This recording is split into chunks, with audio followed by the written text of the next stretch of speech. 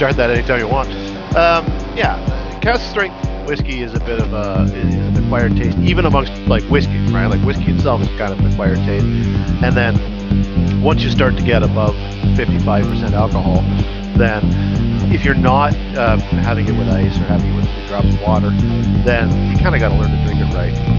So the moral of tonight's story is don't just happen to cough at the same time that you're just happening to take a sip. That'll light your throat up like the 4th of July. Oh, but so it goes. It sounds like the kind of thing you can't drink while you're smoking, that's for sure. No kidding. No kidding. Anyway, I'll get through it because, gosh darn it, it's worth it. Smells so good. So yeah, we're definitely not for children as we discuss our alcohol choices, and we go live on the Meta Lab. I am on the vodka seltzer kick right now because they're low in carbs, and I'm still trying to lose some of that fat of me. It's the Meta Lab, and I am joined this week by Tom. Hello, everyone. Cheers. And Jay. I like water. Well, to each their own. I'm not here to criticize. I am. I love my liquor. All right, so it's another week in Heroclix. Like we said last week, we're going to be talking cartography. Starting this week with the Justice League Unlimited starter set. There's 4 maps to talk about, so plenty to go on. And then next week we'll cover the Fantastic Four starter set. In news, oh my gosh, there is some news. Heroclix is releasing some stuff on May 27th, and it's everything we've missed up to date. So Justice League Unlimited, Fantastic Four, and Black Widow are all supposed to be coming out May 27th. Hopefully your LGS is able to get their hands on them. And if you, barring the fact that you may or may not have had access to an LGS, hopefully you get what you're looking for from WizKids. Because they opened up their store and they already sold out of pre-orders on Justice League Unlimited. So, wow, yeah, it's interesting times right now. Things are slowly rolling back into the world. In some places, other places are still kind of living with the lockdown, as it were. Yeah. So we'll see how the future looks for all of us. But I am excited to not be the only person I know who has Justice League Unlimited and the Fantastic Four stuff. It's hard because I have that honor system where it's like I can't touch this stuff until everybody else has it, except maybe to play the occasional fun game, and that's about it. So, like, do you think this is the right move? Do you think there was any alternative? Like, did it have to be that everything dropped? Back. Sorry about that. Brief disconnection on OBS. So I think it was your question that we kind of kicked out on there, Tom. Okay, well, my question was, because everything is all dropping simultaneously, A, was this the only option? Is this just a feature of distribution? And if it wasn't the only option, then what do you think of the decision to go ahead with dropping everything at the same time as opposed to having some kind of phased rollout? Jay, you had some thoughts? That stuff was supposed to have dropped simultaneously to begin with. Oh, was it so all of this stuff was supposed to come out like the same day initially? Or a Black Widow movie and Justice League Unlimited were supposed to. And then Fantastic Four was April 1st. So it's technically a bit of a difference, but it's really not much of a difference at the same time. So it's not a huge one, but I mean it is coming into a market where I can only assume that there are lots of people who are financially hurting. I mean, I certainly know. I know a lot of people that are. So one assumes that that'll affect things. Yeah. Whether there may have whether it was if there was an option, would it have been a better business choice to roll it out and maybe even a little bit more sympathetic to its fans? Hard to say based on how all the channels go. Like maybe the stuff was already ready to go out and there was not much of a choice, or maybe they hope that if they diversify, because you have some DC products, you have an MCU product, and you have Fantastic Four.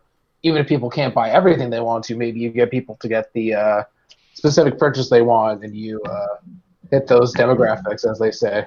Mm-hmm. The other thing, too, is a lot of the orders have already been made, so the stores have kind of committed to a lot of this. So the hope is that, everybody who asked in advance, hey, can you get a case for me of the store, and they, some agreement has been like, hey, I still want that case, I'm going to pay for that case. Good, because you're committed to that case, so on and so forth, right? So there is that, like, business-wise, I believe there is that degree of commitment from the purchase from the players in conjunction with the LGS. That said, at the same time, because like you said, there's a lot of people who may or may not have access to the same number of funds that they normally would. Excuse me.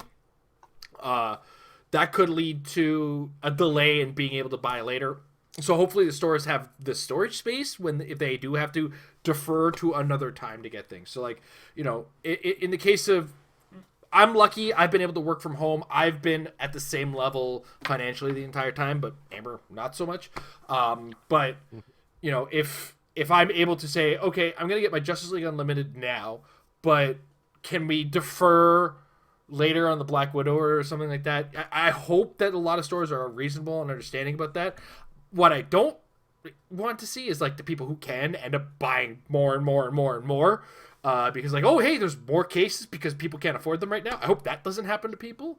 Right. But it's going to be different each store to store, and how your LGS runs it is going to be different from how my LGS runs it, and my relationship with my store is going to be different from Tom's relationship with the store he goes to. Same with Jay and the relationship with the store that he goes to purchase his product. So it's like you said, it's going to be hard because everything's all at once. But when it comes down to it as well, it is 3 different sizes of sets.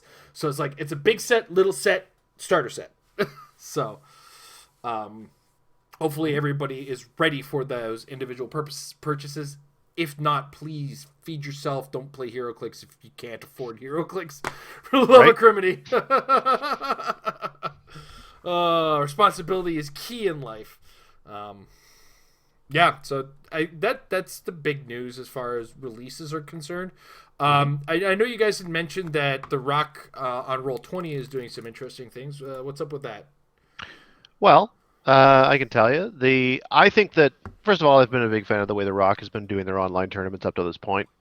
And they've recently introduced a kind of a quasi-new format, which they're calling Flashpoint Modern. And the idea is that, much like the way they've done online tournaments up to this point, you still need to be able to have proof of ownership, or at least proof of access to your pieces by sending over a picture of your team and all the pieces and stuff.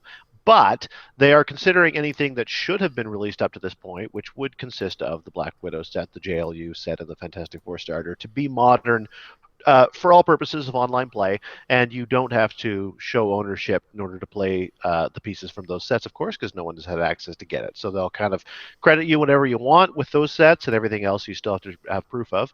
And it's just a way of kind of keeping Modern a bit more alive. We were talking a little bit last week about the fact that, it feels very ready to have retirement take place, and Modern feels a bit stale when you're not out there playing in person over and over, and the most you get is an occasional online game here, hither and yon. We kind of see the same things over and over. So this is a good way to kind of shake that up and keep Modern interesting in the interim until the actual rotation takes place, or for that matter, until the product hits and we actually get it in hand. So I think that was a nice move on their part. Mm-hmm. Jay, have you had a chance to play in this at all, or? I played some Modern weeks ago now, I guess. And I won a post-rotation, win a map, but that was just normal post-rotation. But I've been helping more, so I haven't had a chance to play. Actually, I don't even know if they have run. I think there was only one event so far for Flashpoint Modern, but they didn't have enough people to run it. The next one's tomorrow, so. Is that tomorrow? Okay, and then I think Friday is just regular post. Mm-hmm. But the numbers for Modern were speaking for themselves. It was literally the bare minimum needed to run in these events, whereas post-rotation was flourishing. Like, you need 6 people to run a win a map, and that's what they were getting, or maybe 8. But whereas some of these post-rotation win a maps are getting or one that I played at was 22 people. So the demand speaks for itself. So, and yeah, it'll be interesting to actually get some more post-rotation, and there's all these little side ventures going on of all the various people running all these huge tournaments, which are keeping things active, which is cool. But yeah, I guess it'll be interesting to see what. Well, it's weird because at this point, the only thing that's being played with Modern is just these online events. So yeah, people are getting a little bit more usage out of them, but it's just kind of perpetuating this Modern that doesn't matter outside of the tournaments, these online tournaments that it's being run at. So I don't even necessarily get what the point is, but at least they're phasing out standard. We haven't got releases in 6 weeks Modern, so it'll be interesting at least to get some new fresh stuff going in there. The Shifting Focus Widows and the Chase Widow are making their way in. They're going to be very strong. I know I've been building with both of them together, so we'll definitely see how that goes. Although now that JLU will actually be required to own, I guess what lockdowns or lack thereof look like could affect how many tournaments are even run. But it'll be interesting to see how much actual ownership affects the JLU stuff, because you can't fill your sideline with 9 Brainiacs. Yeah, exactly. Yeah, I'm I okay know. One of the post rotation teams I was running, I had the Green Arrow on the sideline just for the Pog for Jason Wingard, and I think I had 4 of the Jesus from the new set, just because. So we'll see how that actually turns out in principle, and we'll see what it looks like when Black Widow goes from being whatever amount she is now to a reasonably priced figure. Yep. I didn't put my usual warning because I didn't think I would have to, but if it's not out yet, don't believe that price. Yeah. Oh my goodness. But as Jay mentioned, it's nice to see some new things and talking about some new things. It's been a while since we've talked cartography, and we've got some new cartography to talk about. I do love that we've had a lot of chance to stew on Justice League and Fantastic Four and all the stuff ahead. So, but Tom, you want to take the lead into the corner of cartography? Yeah, sure, by all means. It's a bit different this time, though, because I'm not here to kind of, give my analysis of a map and us just talk about it. I'm more just here to kind of share the new maps for anyone who hasn't seen them yet, and let that be the basis of the discussion so that we can all kind of chat about it together. So I will screen share here. I've put together a little thing with the Cartographer's Corner for the Justice League Unlimited starter maps. And what I basically am looking at here is we're starting things off with the Justice League Watchtower. Now, a brief side note, in case this wasn't obvious or in case anyone didn't know, the maps from this set are going to be available through the starter set that comes with the Justice League Unlimited. So you get 4 maps with this, much like you did with the Batman Animated, which is great. They all have constellations, much like the Batman Animated, which is great. So you pick that one setup, you get 4 maps. Can't beat that. Maps are great. So the first map that I'm going to take a look at is the Justice League Watchtower. This is an indoor map.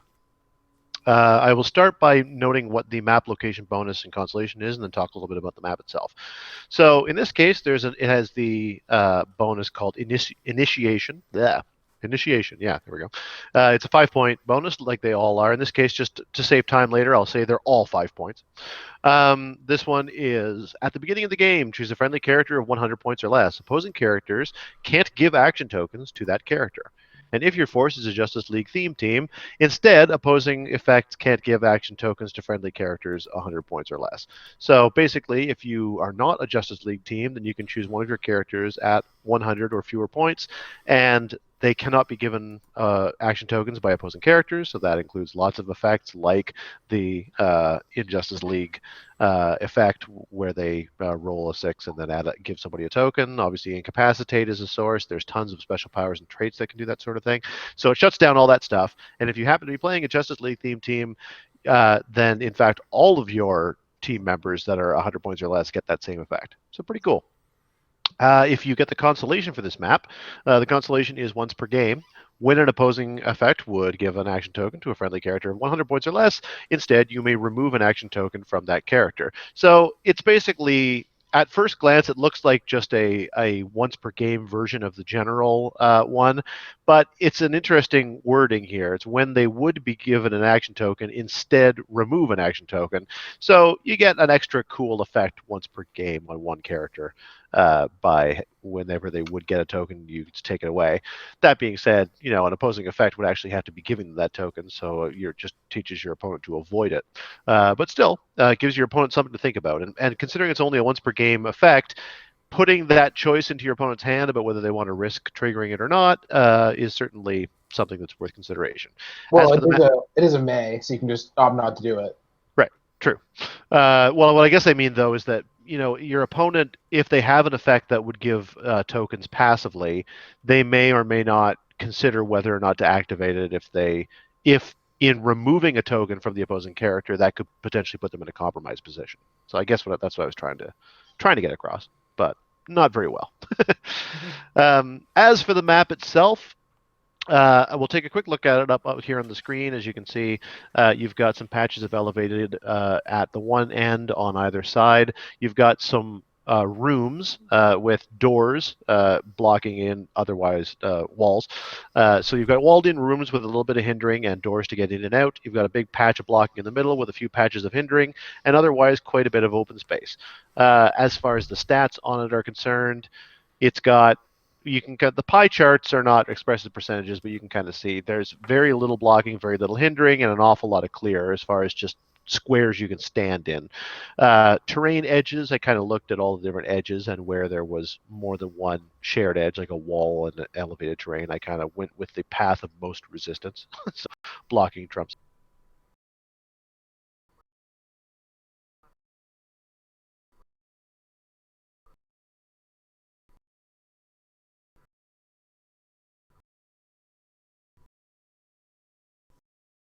Majority of what's left, but a fair number of walls as well. The point really that I'm driving towards in those things is that it's quite an open map, and most of the lines of fire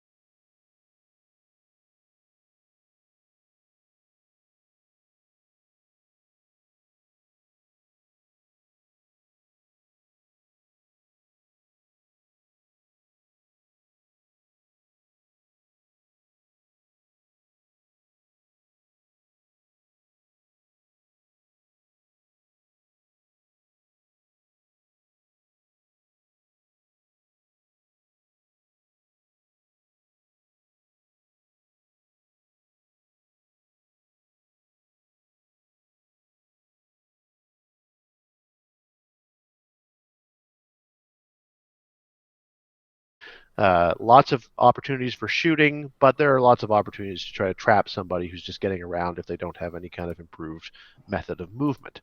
That being said, what do you guys think of this map? What do you want to what do you like about it, and when might you want to play it? Jay? This is once you slap a WWE ring on it. This is a Prime Batman map. That's the most immediate thing because you get rid of that little patch of blocking, and and you get and you're probably going to want to be on a Justice League team anyway. So why not have a Justice League based location to go along with your Justice League theme team? Although we have like a million keywords, but. To play the devil's advocate, though, if your opponent knows that you've got that Batman Prime, would they not just choose the end with the rooms and head for the rooms on their first turn? Yeah, I guess so. But depending on what they have, they might just be sitting in a room doing nothing theoretically. Mm-hmm. Mm-hmm. Like yes, that is absolutely a thing. But it really depends on if they can actually do anything from that room. But that is definitely a fair point. I will not begrudge you that. What do you think of the bonus? I'm underwhelmed. I'll be honest with you. I think there are just enough effects, and I think even within this set, I'm considering other stuff. I mean, there's all the Justice League characters that have other keywords as well. There's Crimson Avenger has that really cool, being my favorite piece in the set thing with its cool trait. Kobik unfortunately becomes less the best thing ever with rotation. But there's enough effects to give to action tokens. Like, I guess, incidentally, on top of being just one of the best attackers ever, the Dark Phoenix Retaliation also gives action tokens. So, it's not necessarily going to be, oh my god, I need to not get these action tokens all the time from every team. But it could come in effect. You never know. Or just Incapacitate is the thing, like the Zero Ring actually gives that out in addition to Barrier, which I don't see people using. But it's obviously not going to be make or break for anything or everything. But if you have a Justice League team and there's just really no other points to spend, why not? Especially if the map itself is conducive to your game plan, which I think it could be to a lot of teams, just because it's not the most amok timey post rotation option there is, but it's pretty good. Yeah, it's the sort of map where also, if the game was to head into a direction where there were a piece or two that seems really powerful or a particular combination that really banks heavily on tokening you up through some kind of free actions or whatever have you, and that becomes a dominant strategy. The nice thing about this map is that it's not really oppressive to any particular game style, so you could always theoretically have this map as an option with the bonus to try to counteract that effect if it really starts to get out of hand, and you should be pretty decently capable of taking on most teams on it because it's a kind of a good all-purpose map to some extent. What do you think, Jason? The initiation is going to be good in the fact that it, like, I'm looking at that. I'm where I'm gonna figure out the English language. So give me a second. Yeah. Take the time you need. I'm still choking on this whiskey. The initiation is going to be based on reading the metagame. Like Jay said, there's a lot of effects, but it's a matter of how prominent they're going to be. It's not going to be my first go-to. But if I look at my team and say shoot, if I start taking a lot of action tokens, it's going to be a problem. I'm going to play at the points for it, and Amber's going to sneeze in the background. Okay. And honestly, okay, first, I'm getting really distracted by the fact that it does look like a smiley face staring at me. It does. The more I looked at it, the more it does look like a clown. That aside, and all goofiness aside, it's one of those teams where if you can really make use of those rooms, there's a lot of things that can just kind of sit in there and find ways to slowly win the game, or just use them for initial cover and burst out of them in certain ways. It'll work for teams like that. There's a number of teams that can make use of this map. It's not like one of those extreme maps where it's like every team must have this map in their back pocket. I think that's where I'm sitting on it. The sniper points are really cool. The fact that the wall extends on one of them too does add for that like snipe that sidestep in and out in certain situations when you can. So overall, it's an interesting map. It's not. I'm not seeing it as like one team needs this to win, but it's not a bad map in that sense either. So, well, let's look at the mirror of this, which would be the Injustice League's place to Hideout. We'll call it that. Injustice Gang Hideout, another indoor map. This particular one has a map bonus called I Know How the Bat Thinks. And this would be the complementary opposite, again, based around the Injustice League trait, but we'll go over it. At the beginning of the game, choose an opposing character of 100 points or less. Action tokens can't be removed from that character, except by clearing. If your force is an Injustice League theme team, instead, action tokens can't be removed from opposing characters of 100 points or less, except by clearing. And then for Constellation, we have a once per game, when an opposing character of 100 points or less would remove an action token except by clearing, instead, you may give that character an action token. So it is the complementary opposite of our previous Constellation in much the same way that the Injustice League trait is the complementary opposite of the Justice League one. Gives the opportunity to lock down your opponent's ability to pop tokens off, and certainly there's a lot of that going around.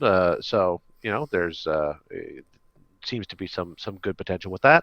As for the map itself, what you've got is most of the map is at elevation level 2 with your starting area largely, though not exclusively, hidden behind some walls. You've got some spattered elevated, or rather hindering terrain throughout those upper sections. And then there is a lower sort of ring whereby you've got, once again, a patch of blocking in the middle, surrounded by a bit of hindering, and otherwise it's just a nice little battleground. The separation there being 8 squares, it is conceivable you could shoot from one end to the other, but it's most people are not going to have that kind of range, and if you do have that kind of range, I presume your opponent's going to make it difficult for you to use it. So it is one that is going to kind of funnel people towards the center. The only thing worth noting perhaps being that there are so many of the elevation changes are accompanied by the elevation change arrows. So there are lots of ways up and down from that middle spot. It's not quite as oppressive as something where you have to take one particular route. Stats on this one, kind of similar, really. This is a highly symmetrical map. It's not exactly the same from end to end. The walls are slightly different. The arrangement of hindering is slightly different, but it's certainly close enough for comfort. There may be certain team configurations in which you're going to particularly want one side or the other.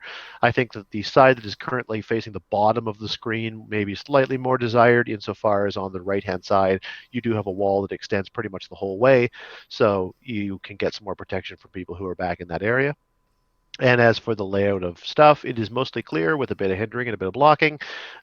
In this case, more than 25%, about 1/3 of the edges of terrain here are non-clear. And that makes sense when you kind of look at the map. There's not a lot of long lines of fire to be drawn here that aren't going through something, whether it be an elevation change or the walls or the hindering, etc. It's definitely a map that's kind of funneling people towards, if not close combat, then short range plus close combat options. What do you guys think? So in the case of, I'm just going to start off with the bonus, or the you know what I'm talking about. yeah, the location bonus. Location bonus. There we go. Jeez Louise, I gotta play this game more often. The location bonus seems a little bit more universally useful than the previous one. There's more instances of leadership occurring these days, and as a result, more action tokens are being taken away. But at the same time, if I pay the 5 points and my opponent isn't playing with leadership or some way to remove action tokens, I'm gonna look stupid for a second. But it is only 5 points. It's an okay point to keep on.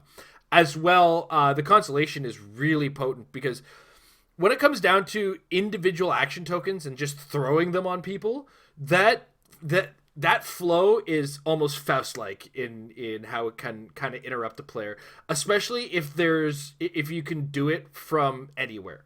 And I think that's one of the big strengths. If the Injustice League trait wasn't a roll of a 6, that thing would be busted. This constellation is on par with it. In the fact that they're about to remove an action token and you're going to say, no, how about you take one instead? And that's a big flow interrupter for sure. The fact that these maps both start on elevated can actually turn a lot of teams turn their strategies off in some degrees. Mostly if they're focused on drawing some lines of fire with TK and getting into close combat. And if they don't have ways around the elevated, they're going to be interrupted. So just as a map on its own, I think this map actually it feels a little bit stronger for some teams and can actually really be a detriment for other teams. Anything that's relying on TK can TK to the edge of this, but still has to get through the middle. If that kind of makes any matter on things, and does still have to work around the blocking terrain. So your lines of fire on TK will need to be breaking these walls or getting around it to whatever degree. I mean, we're all pretty clever for the most part and can get around it, but we still have to work with it. And I think that's one of the keys is like, because so much of this happens on Elevation 2, there are going to be more tricks and more defensive maneuvers that you can pull with this map, I think, than, say, the previous one. This one feels a little bit more usable in both senses of like, hey, I got the location bonus, or I'm not even running the location bonus. I'm just using this heavily elevated map. Jay, what are your thoughts? I think that the constellation is very comboable.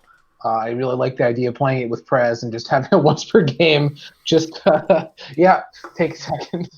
I had to remove an action token from... You know what? No, forget it. Give him another one. Yeah, is that how that works? It's basically an opposing character would remove. Yeah, it's not your opponent would remove. Yeah, it's just it doesn't care whose effect it is. You just... I mean, obviously, it's really weird to say that instead of giving him the Latvian one. But still, that's just a really cool thing to have, especially because I think Prez is generally good with you want to shut off WWE signature moves. But as far as the map itself goes, well, I guess as far as location goes, the location is fine. I mean, obviously it's not bad. It just feels like a little too general, considering that there's just so many that are specifically good. Like, I guess if you're playing a team like Injustice League where you really want to push the advantage of that, but I just don't see as much of that being necessary, especially because like one of the best leaderships they've ever printed is retiring with Groot, and but then again Jason Wingard, so I guess it all balances out. I guess I wouldn't rush to play the location for the location's sake, unless I really wanted the team to be on that map, which is still perfectly valid and reasonable to happen. But I think this might just be one of a more interested in the constellation ones. But as far as the map itself goes, I don't remember the last time we saw a map anything like this as far as terrain layout goes. It's very interesting. It's kind of interesting that there's like that whole patch of blocking on the level 1 that won't matter for drawing a lot of fire from elevation 2 to 2, but then the little piece of blocking might matter in the front. And yeah, the walls are interestingly placed. And I don't remember the last time we had like rooms like that to start with, or at least any within recent memory. So Yeah, I would agree with you. yeah, I don't really know what you play this on, but I'm definitely intrigued. I will say that for sure. Do we have anything Banshee-like that actually ignores elevated for line of fire yet, or is that still not? Outside of that cosmic cube existing, I'm sure there's at least one. Okay. Well, anything that's larger than standard size would still be able to do it as long as there's no blocking in the way. Oh yeah, this is an indoor map, so yeah. I mean, the thing about this map, of course, I feel like I look at maps so often now and still feel this pang that makes me wish I could play it in a modern age world, but for Tri-Sentinel. There are very few places you can be in the besides right in your starting area or in the middle space that aren't adjacent to at least one wall or square of blocking terrain, more than you would think, considering how the big swaths of room there seem to be. But they've very sort of, I don't know whether you can see my mouse. Can you see my mouse? I can see your mouse. Yeah. Okay, so as you can see, like this whole strip is all adjacent to a wall. Safe here, but unsafe all of this. A little patch of safety, then unsafe, all of this, and a little patch of safety there, and mirrored on the other side. So when you're in your starting areas, you're okay. And if you move out a couple squares, you're okay. But then you've got to make the plunge. And if you're going up against Tri-Sentinels, you're going to try to cross the map and get to them to try to shoot at them. And in order to do that, you're going to have to get through that center section where your opponent is locking you down. So it is a real game of chess, and there is something interesting about that, but it's a very difficult game of chess to play, and it does restrict your movement more than I'd like. So, I mean, that's very Tri-Sentinel focused, admittedly, but even if we're looking at other Retaliators, it is still one where your Retaliators are relatively safe with all those walls in play.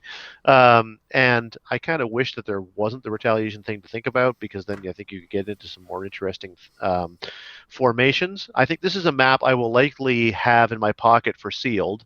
I know that unless it's Worlds, I'm not going to be able to play the location bonus in Sealed. But Worlds 2018. Sick burn. Can't never forget. But jokes aside, I know I'm not going to be able to do the location bonus in Sealed, but it is the sort of map that I think will create, as Jay said, the opening rooms are somewhat distinct, and as it creates an interesting combination of a middle section where you've got close combat pieces that can go and duke it out, and range combat pieces that can shoot from on high and then move around and stuff. There's a lot of interesting ways to create formations and strategies for attack in this sort of a setting if you're kind of a smart player and you're trying to execute an interesting strategy. So I think it'll have a lot of usefulness there.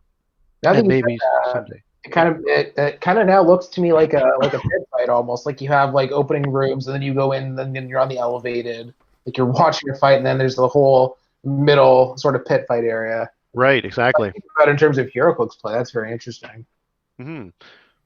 So let's move on. Next one up is the Daily Planet. This one is a location bonus called Destroyer, and the location bonus reads as follows. At the beginning of the game, choose a friendly character. You may notice a thread here.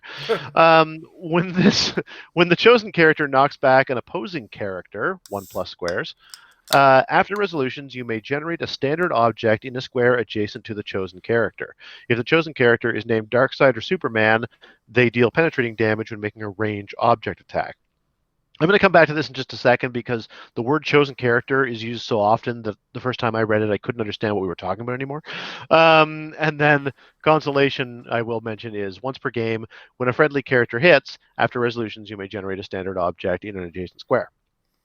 So, to simplify without using the word chosen character so many times, the point here is that you do choose a character, that's a given, and whenever they knock somebody back, an object pops next to them as long as they've knocked them back 1+ squares. And then there's a further bonus specifically for the Superman's Doomsdays that when they throw objects, they can deal penetrating damage. So it's incentivizing them knocking people back and then picking up the object and pitching it at them. I don't see any particular reason, unless Jay sees one, why you couldn't use your TK attack with the object as well. That means it would still be penetrating if you managed to give Darkseid or Superman TK, I think. Spin ring. Yeah. Let me just double check.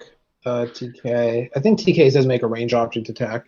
I think that's how it's described, yeah. Yeah, range object action. Yeah, that's interesting, especially if you combo it with a reality gem. That's exactly what I was thinking of. You get a big number, knock him back, and then it's weird. The weird thing is that Darkseid doesn't start with knockback. He only gets it on his second click and the third click because it's super strength. But he doesn't actually just have knockback generally. So yeah, that's weird. It is an odd combination in that respect. I wonder what came first in the design process. If you look at the map itself, I mean, this is obviously the sort of map that favors knocking people back. It's got a ton of blocking and a ton of elevation changes, along with a bunch of walls. So there are a lot of knockback paths on this map that are going to run into something, which certainly is good for if you're playing this map. Presumably, you have somebody who has reliable use of knockback. Otherwise, it's a pretty closed down map with that gigantic crater of the Daily Planet. It's the Daily Planet's whatever you call that. The globe. Yeah, the globe. On the actual map, that's what we were seeing there. And that is occupying a huge portion of the middle space, and don't miss out on all the walls in spaces around it. So not very much clear terrain except in the corners of the map. And then you've got a whole bunch of elevation, and practically every square of elevated that is on an edge is itself a way up and down. So this is not one where it's going to be that hard to get up and down across the elevation, but there's lots of ways to get knocked back, and there's lots of little corners and things to hide in. Very good flying hypersonic map, but we'll get to more of that later. Let's take a look at the stats.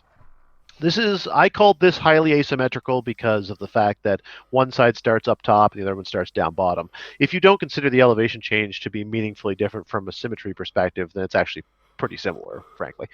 About 3/4 of the map is clear terrain. A pretty huge portion of the map is blocking, though. No surprise there. And as far as edges, this is the one that has the most edges that are in some way hindered, blocked, walled, elevated, etc. A huge portion of the edges are blocking. A pretty substantial number of them are hindering, and you've got walls and elevation edges. Still, the majority is clear, but the majority is always going to be clear. Any map that wouldn't have a majority clear with terrain edges would be truly insane looking. As it is, this one is pretty busy. Lots going on here. What do you think, Jay?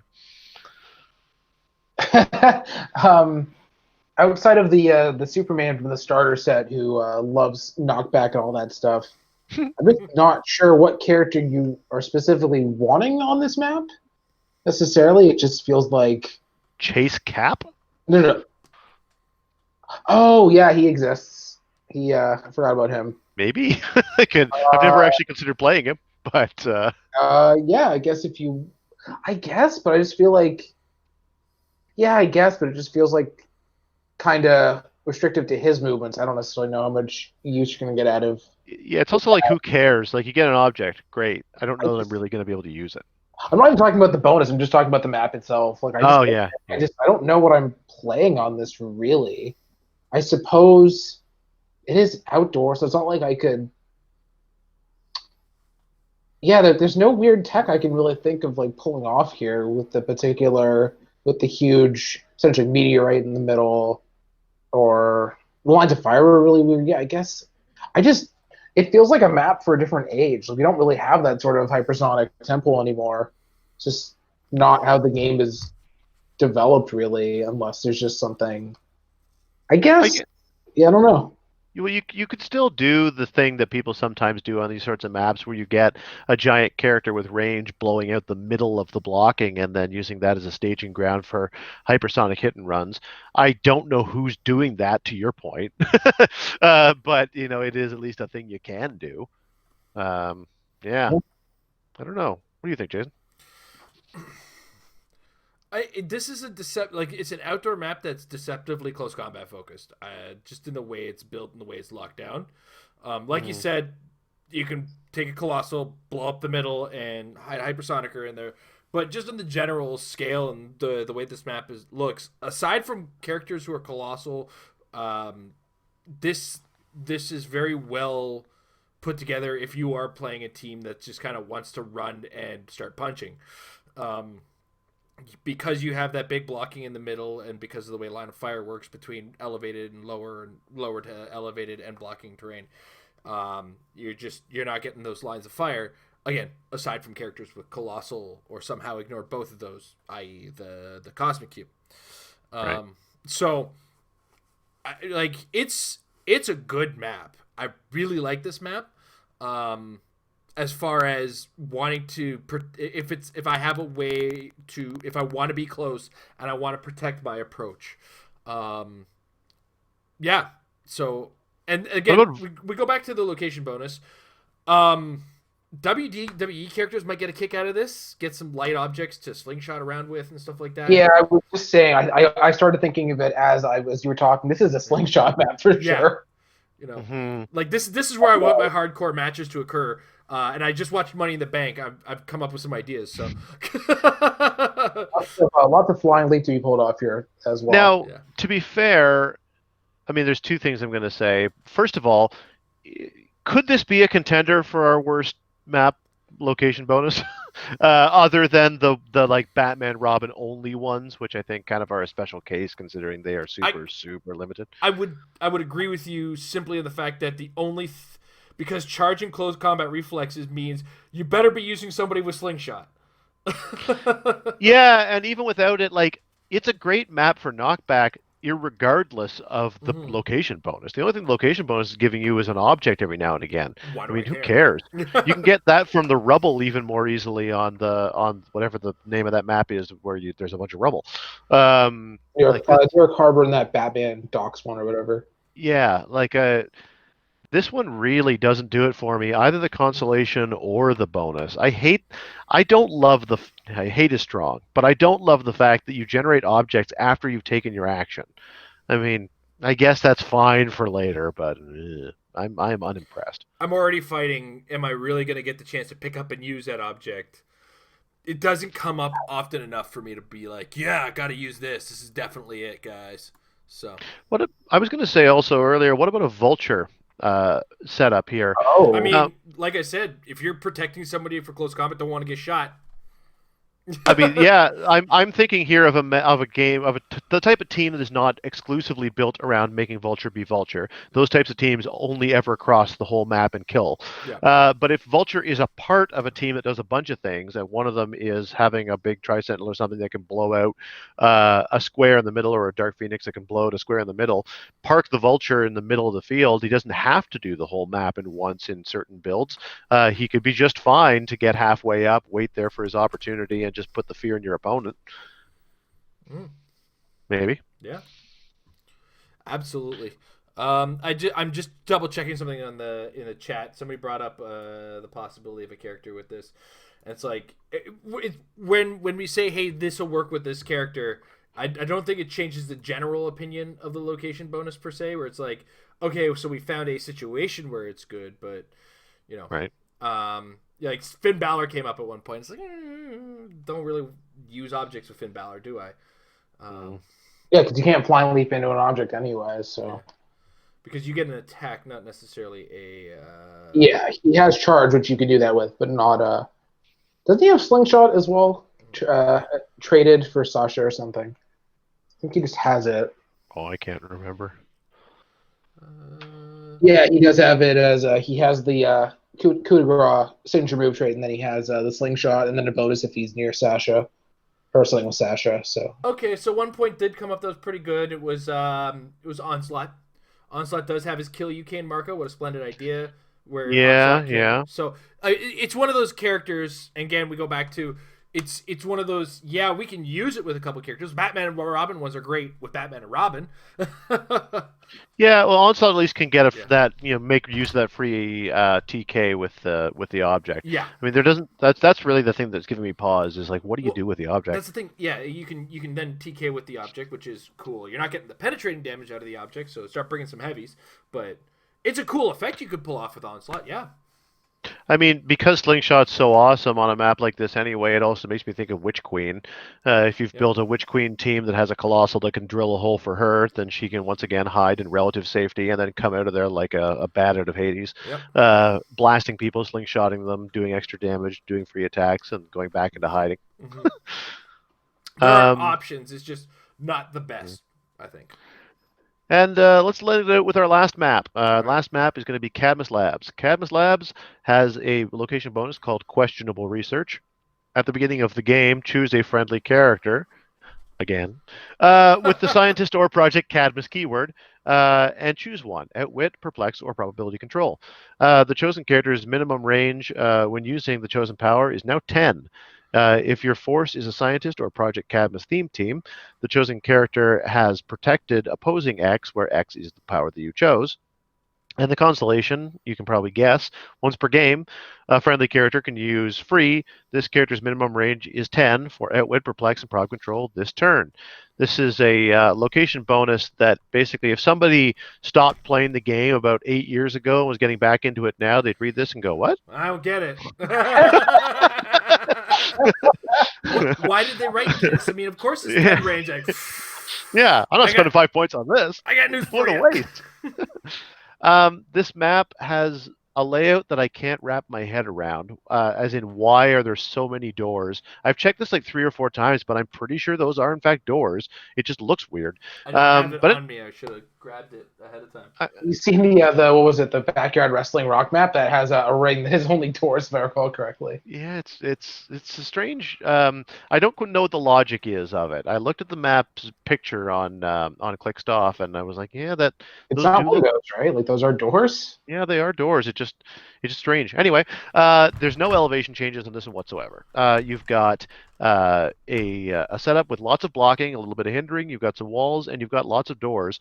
So this is the sort of map that is more closed off than it seems, but it's primarily closed off into kind of 2 sections for the purposes of line of fire.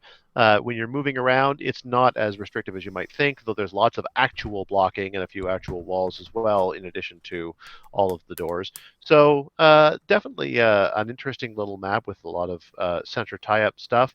And like so many maps we've seen before, oftentimes, 3/4 of the map will be built up around some kind of structure or some kind of general feature, and there'll be an outside area that is mostly open, and you can kind of go around if you want to, and this is one of those maps. As for stats on this one, nothing really interesting, mostly clear with a bit of blocking and a bit of hindering, and most of your edges are clear. There's more hindering on this map than there seems, and they are often patchy and pockety, so they're not nearly so many single squares of it around. It is a mostly symmetrical map, not 100%, but close enough. You can basically, if you lose map and you're choosing, you choose the side with more hindering or the side with more blocking. That's about where the decision goes. Jason, what do you think? We did it, guys. Project Cadmus. It's official.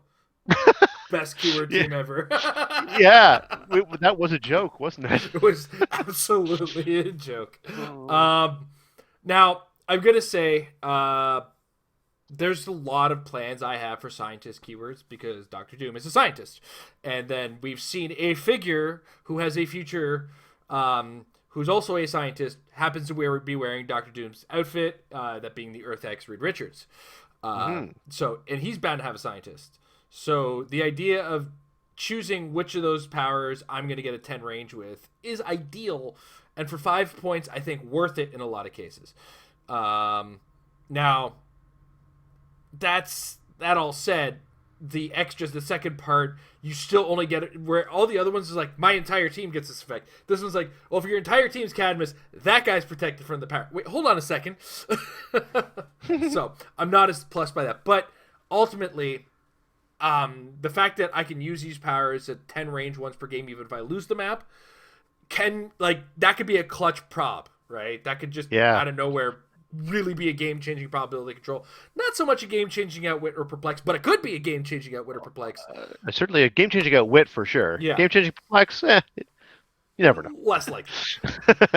All that said, then we actually look at the map itself, and then once again we have one of these maps that's very close combat friendly, because unlike Windows, you can't shoot through doors. You have to walk through doors and be on the other side of them, or you got to start treating them like walls and blow them up, which is great. So a lot of the teams that I want to build with this, I won't get shot with. And I kind of want to turn to the WWE for a second and just kind of point out, without the map bonus itself, everybody says, oh, if you have a Kobik, your WWE is worthless. Well, no, I still have this map as an option because not a lot of things go through blocking as far as line of fire is concerned. I don't even think does the Cosmic Cube go through blocking when you use the extra line of fire stuff tools with it? You get hindering and elevated. Yeah, so even the Cosmic Cube isn't getting through these doors. So even if you have managed to take away my WWE team ability, that's hilarious. You're in there playing Kobik without IDs, which is not a thing, but super less of a thing. But fair enough. And who knows? Somebody might find a way to use that Cosmic Cube on its own and just equip it, right? I'm just thinking big picture here. This is once again a good map for setting up a close combat strategy. And you're not with the exception of maybe the wall is closer to the starting area, you can burst out of there and make your charges and make your actions and whatnot when you need to make them, as long as you're keeping yourself safe from the line of fire on the way in. So it's a weird map for sure, in the way it's built and the choice they went with doors and not windows. But I think weird. It's there's a lot of really cool function to it, rather than form, right? So it's there's a lot of function, even though the form is really wacky. What do you think, Jay? This is a hell of a WWE map, just because there's so much rope adjacency potential, and then even if they do take a hit or two, they're still quite hard to deal with. I like the fact that in those little corners, I guess in J9, you can park your flying leaper behind there. You're in position to flying leap, but they can't see you unless they're basically where they'll be able to see you anyway on the other couple squares away. It's probably a randomly okay map if you're just happen to be playing a Mazo, just because that's a thing. Mm-hmm. Right now I'm playing, this is a pauper team, but I think I'm going to make it into a regular modern team. It's basically a Mazo at 125, Eddie Guerrero and support. So if I just randomly want to give a Mazo 10 range for, prob or whatever, or if I lose the matchup and I want to give Eddie Guerrero a 10 range for his awesome prob, or I'm playing an Alex Wilder sort of thing. I guess I could see myself also just playing on. Yeah, I guess if you're playing a Mazo and he has his hypersonic card, that's a pretty good map for it actually. So, the Constellation, the fact that the Constellation gives you the 10 range for all the powers, I think makes or breaks the whole thing. Because if it was only one OVF, but I think the fact that you get it for all 3 powers could really make a big difference if you have a character that does that sort of thing. But it's weird at the same time, because then you're on this. If you're getting the location, this is just not a map conducive to that 10 range. Yeah. Unless you specifically you play again WWE ring to blow up a bunch of the blocking or whatever, it's kind of not happening on this map. I guess if you're in what is it, L17, you have a 9 range to see L8 or whatever, from one corner of that room to the other. That's this is 10 squares right here. And that is, Jay, that is what I was going to point out too. That's 10 squares, and this here is 12. So if you were in one of them, you could see most of it. Or if you're in that column of 2 next to all that mess of doors, maybe. But it's just it is a weird choice, no doubt. If you are a scientist team and you really need that protected, I guess it'd be pretty cool actually on a Doom team, because then if Doom gets his leadership, he's protected outwits, and then if you give another character that sort of thing with protected whatever you pick, that's pretty cool. But I don't know. I don't know if this feels like most of the maps in this just feel like maybe I want the map. like I want the map for the terrain, and then maybe I randomly want the location. Mm. I guess if you are like my specific team, I'd like this, or I don't know, like other, random scientist or scientist theme is a thing, or actually, I guess not much else is playable with Project Cadmus, right? Oh, that's not true. Batman Beyond has it, and he loves walking. This is actually probably a Batman Beyond map. Yeah. He's a little bit range focused, but there's just enough that you're fine. And Ace has it, I guess, as well. Yeah, Project Cadmus is not a thing. Beware the rise of Dr. Emil Hamilton. Yeah, there's definitely some merit to both the location and the constellation, but just again, less so than just the actual map, which again, a lot of really unique, I guess, coverage of what you want maps to do in this starter. So that's just overall pretty cool. I think this map will definitely see play with if we see some hypersonic, or if we see like WWE with Giant Reach, like the big guys, even they get some pretty good coverage. There's just a lot of little corners there where you can just start to hit people. And there's just not many options for them to move, because if you want, you can just tie them up normally instead of with Giant Reach. So It's also there's two things I would point out about this map. One is that it's one of the best ways of securing your objects. I know that in the new modern, it is harder to steal objects, but there are still options where that's concerned. I mean, Onslaught has been brought up, and that's a big one, and there are other ways. What's nice here is that it's exactly 5 squares from your starting area into any of these corner rooms.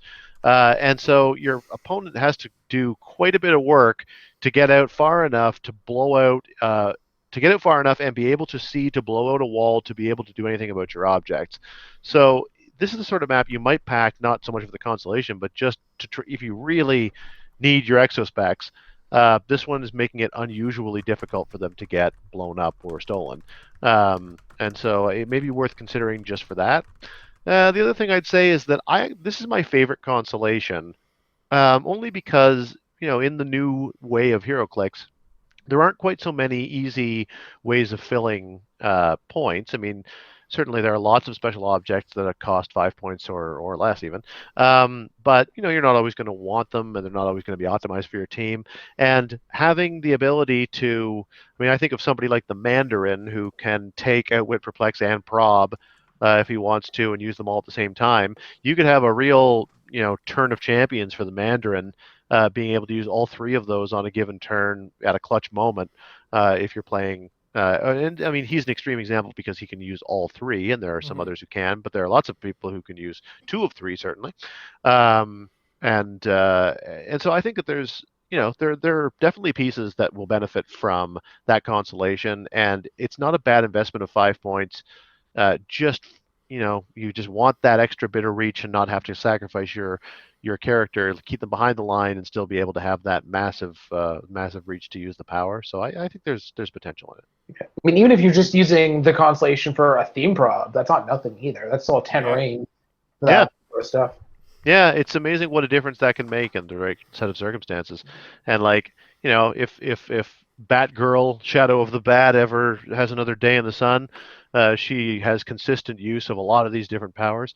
And so it'd be nice to see it with something like that. I don't know. I think of pieces that I often have, that have Outwit, Perplex, Prob, or some combination of the above, and how handy it would be at some point to just suddenly get a massive swing for them.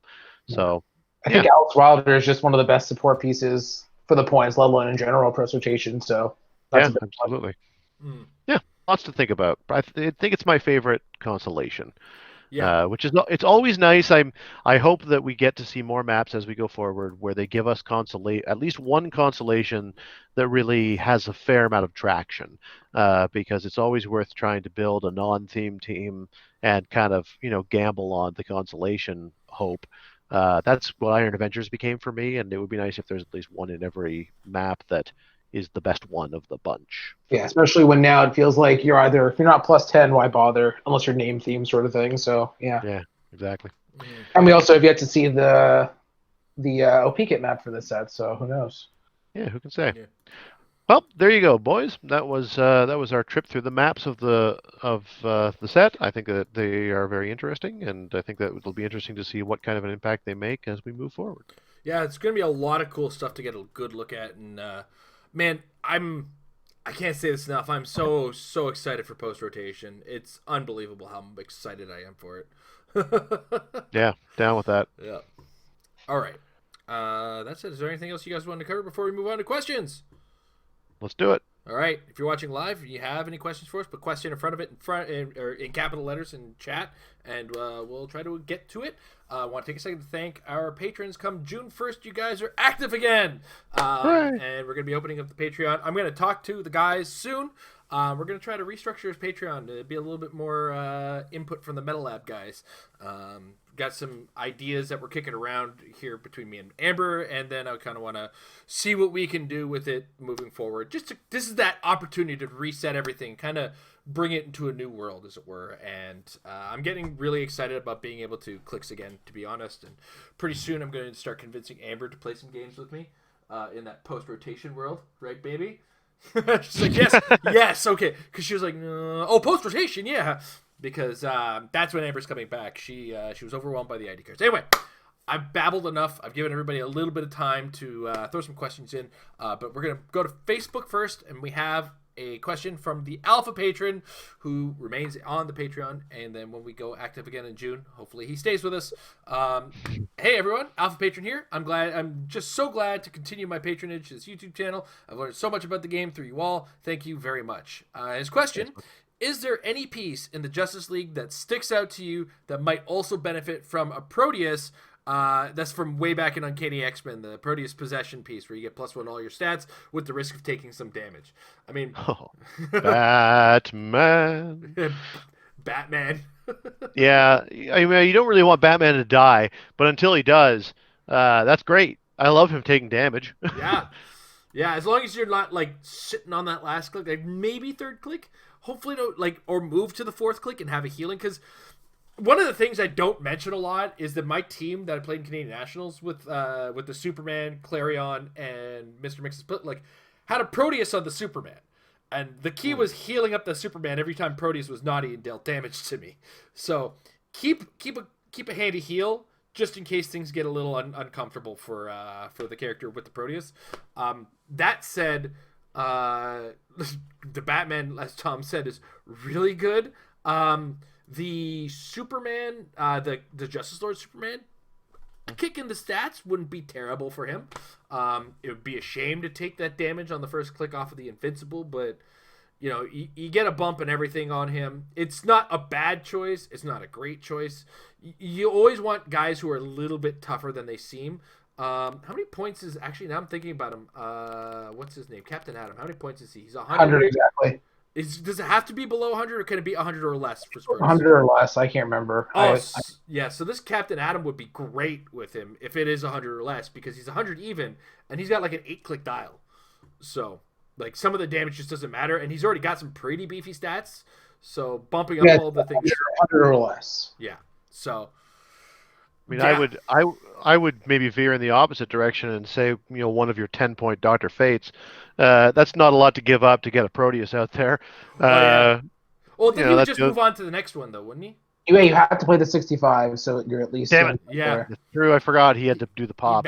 You see, I always look at him. You want him to live. Who do I want to get +1 to stats instead of trying to rush the Proteus out? It's always worked a little better for me. But what do you think, Jay? Joker clones are fun because they can randomly pop onto that deal damage thing on the 0-point versions. You don't want to start off on him, but if you give the Superman from the starter at 60 Proteus later, that can be really spicy because he's already starting off with 11-3 close combat expert.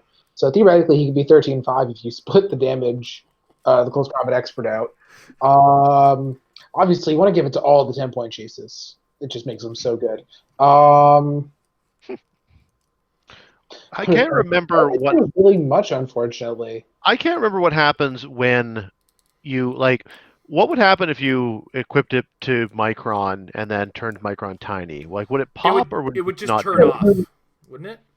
Yeah, you would turn off the effect. That's why the Dr. Golliver Pog specifically says they become tiny and unequipped because you just you shut off any effects, but they still remain equipped. But they would still take, like, Micron would still potentially take damage then. Is that how that would work? Yeah, that's the beginning of the turn, right? So you wouldn't you'll be able to resize him first, I think, to shut that off. Yeah. Yeah, well, until your next turn, and then it's the beginning of the turn, so you can't do it. That's too bad. Yeah.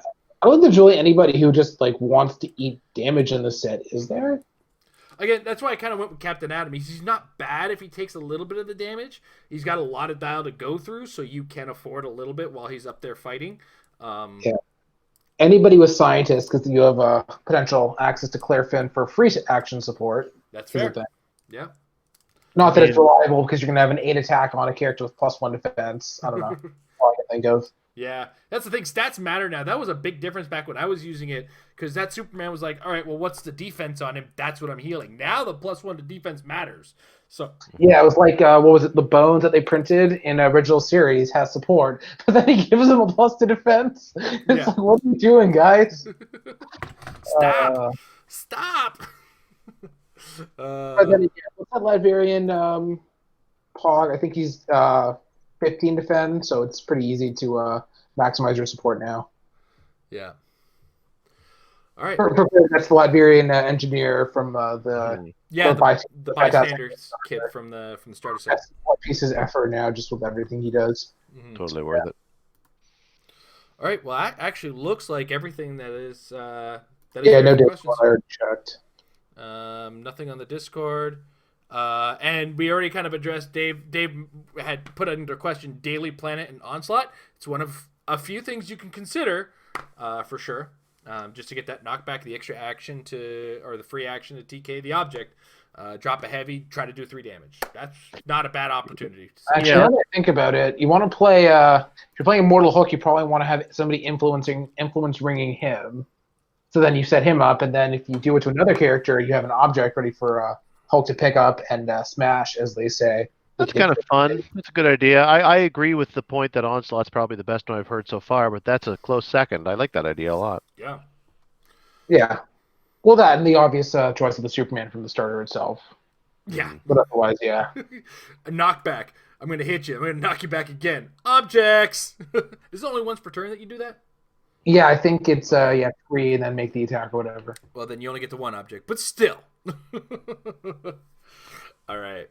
That's it. I want to thank everybody for watching. Thanks for watching on the archive. Thank you, Tom. Thank you, Jay, for joining me today. I want to thank sponsors over at MajesticCCG.com. I've got an article on the way soon. Hopefully I can get it written up by Wednesday is my goal. We're talking about all sorts of neat stuff over there, but it is a brain dump for some of the best guys, best brains in the game of Heroclix and wacky guys like myself. So check it out, MajesticCCG.com. Check out the Apex Insiders for $3 a month. You get the best access to the best brains in the game of Heroclix. And that said, May 27th, hopefully that comes through and we get some stuff in. We can get some of those packs open. We get a couple games in with some family or over Roll20. Now we're going to become a little bit more familiar with the figures and get some games in, because practice will make your teams better. Have a good night, everybody.